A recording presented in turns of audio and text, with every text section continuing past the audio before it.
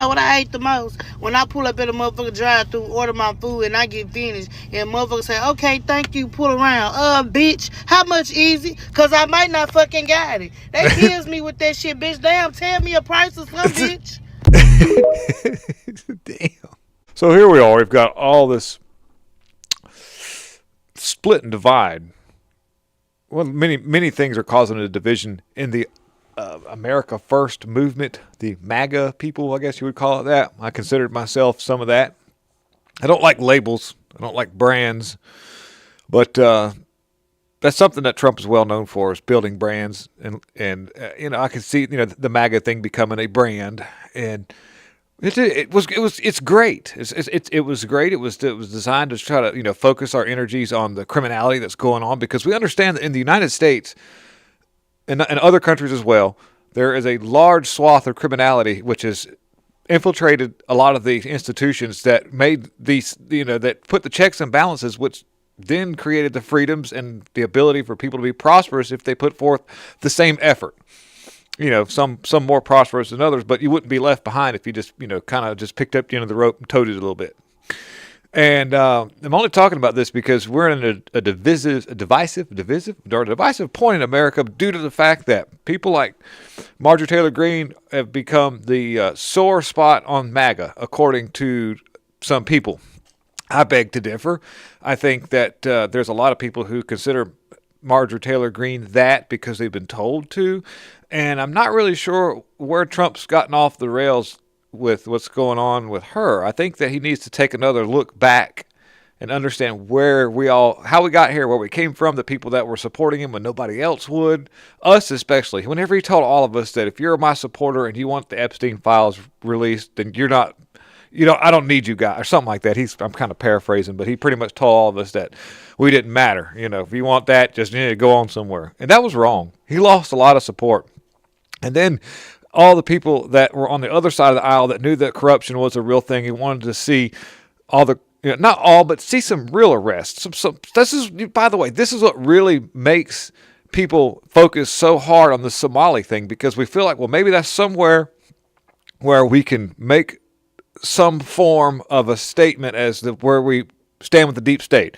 Arrest the people, or at least deport the people who aren't supposed to be here, and the ones who did denaturalize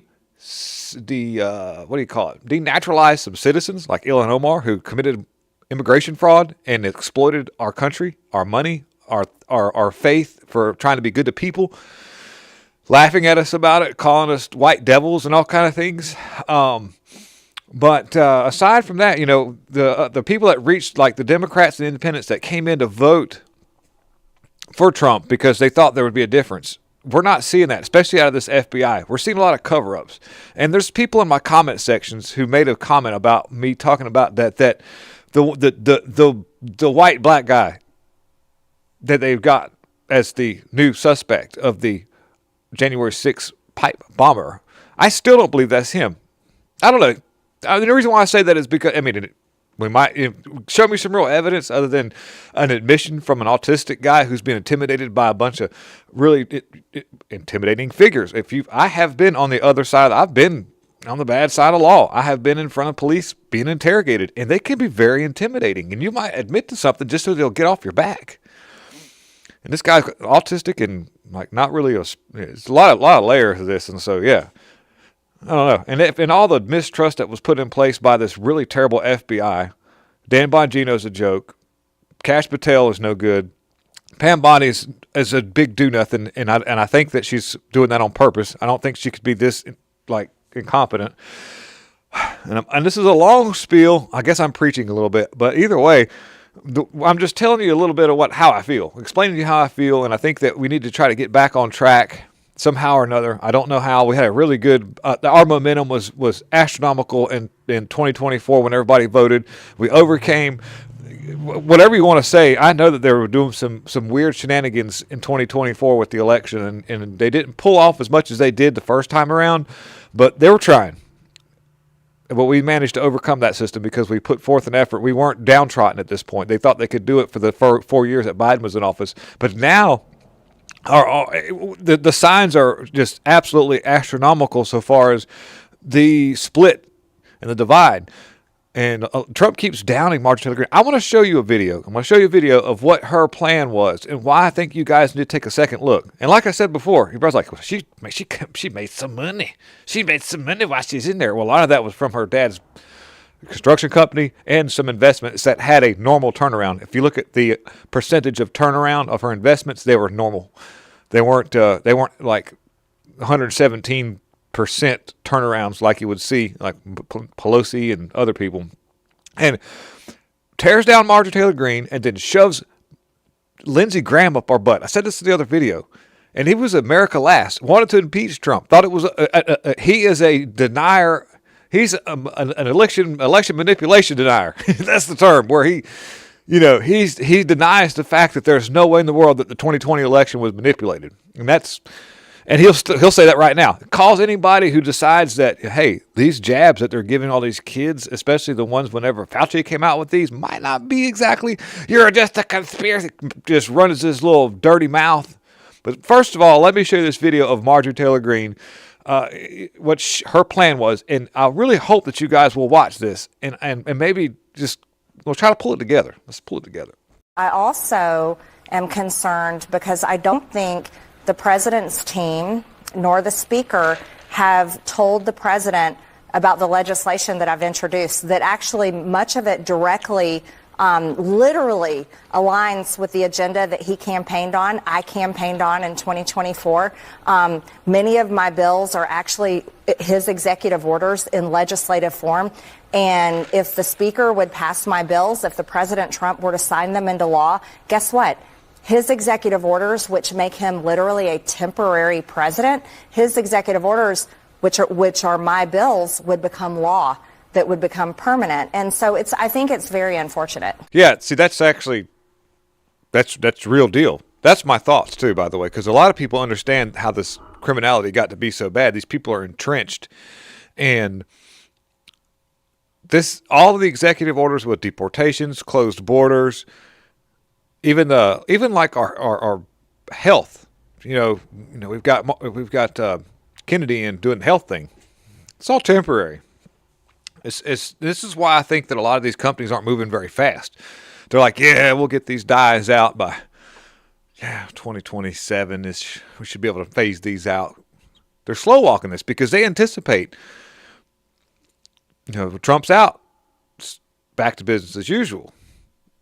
And Trump is saying bad things about Marjorie Taylor Greene, but she's got all of his executive orders put forth in bills into Congress to codify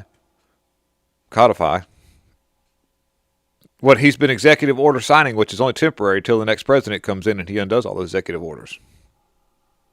What's Lindsey Graham done? What's Lindsey Graham done? What's he been up to? By the way, the lovely Mike Johnson, what's he up to? Nothing. Screwing us. All this stuff. All these things that, all these people that Trump say, done a good job. Did you do a good job? Everything's really good. It's a great job. Thomas Massey was part of these bills too, by the way, who was wanting to he was a little upset about the big, beautiful bill because of how much money it spent. And Trump's like, it's just a bad man. I'm like, wait a minute, but what, like, part of the problem we're having is an inflation because there's a lot of money being spent and printed. They printed some more money the other day. Got rid of pennies, but printed a bunch more of the money. That's not going to be good.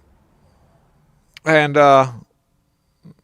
so there's that. I mean, so guys, I get a lot of attacks in my comment section. How dare you support Marjorie Taylor Greene? She made some money. Like I said earlier, in my other video, and I'll bring it back up again, when you find out how much Trump's family is benefiting from him being in president's position right now, for whatever reason, especially when it comes to crypto, things aren't exactly as black and white as you would think. So have a little bit of understanding and maybe do a little research on where Marjorie Taylor Greene's money's coming from.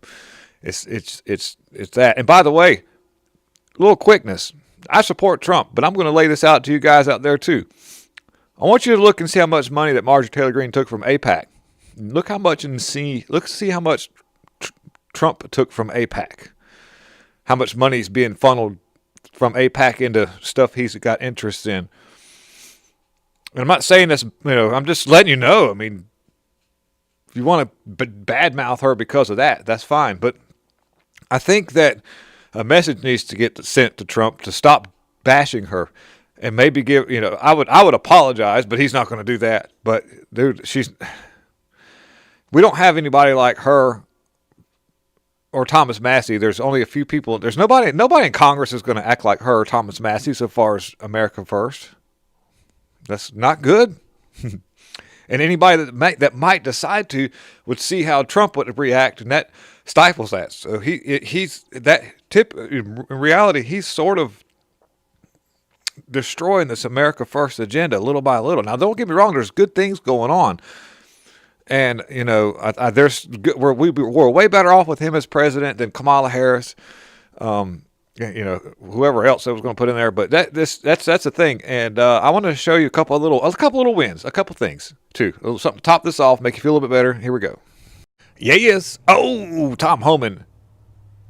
Tom Homan be doing, looking at Ilhan Omar's immigration files over alleged fraudulent marriage to her brother.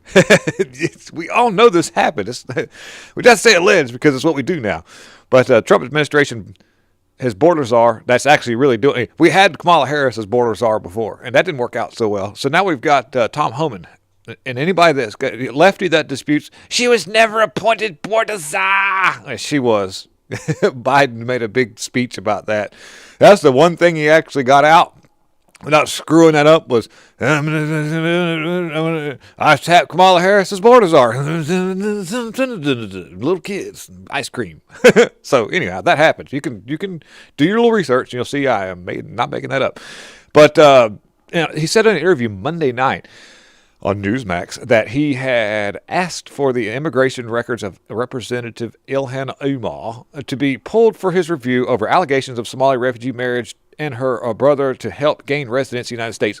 And I don't know if you know this or not, but like 90% of the Somali immigrants who are in that area are all they're all part of her criminal gang organization. About 90% of them are. All these people are from that area that operate around her gang members. So this is all money, all the money that they've been laundering is going back to Somalia. They're buying weapons to do some crazy stuff there in Somalia with terrorist stuff.